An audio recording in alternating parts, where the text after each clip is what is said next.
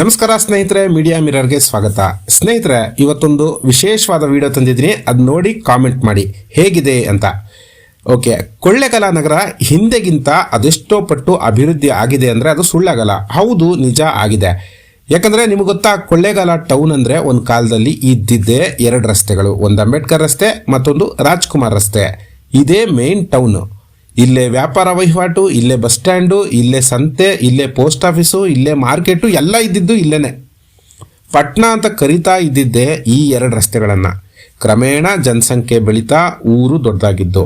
ಈಗ ಒಂದು 4-5 ಕಿಲೋಮೀಟ್ರು ದೊಡ್ಡದಾಗಿರ್ಬೋದು ಕೊಳ್ಳೇಗಾಲ. ಹೌದು, ಈಗ ಆಮೇಲೆ ಉಟ್ಕೊಳ್ತಲ್ಲ, ಆ ರಸ್ತೆಗಳೇ ಎಷ್ಟೋ ಪರವಾಗಿಲ್ಲ ಅನ್ನೋ ಹಾಗಿದೆ. ಆದರೆ ಈ ಎರಡು ರಸ್ತೆಗಳಿಗೆ ಮಾತ್ರ ಈಗಲೂ ಕೂಡ ಹಾಗೇ ಇದೆ.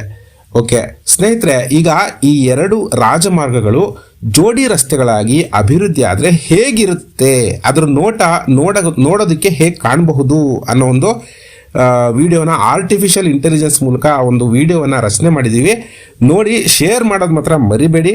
ಈ ರಸ್ತೆಗಳು ಹೇಗಿವೆ ಅನ್ನೋದನ್ನು ಕಾಮೆಂಟ್ ಮೂಲಕ ನಮಗೆ ತಿಳಿಸಿ. Thank you.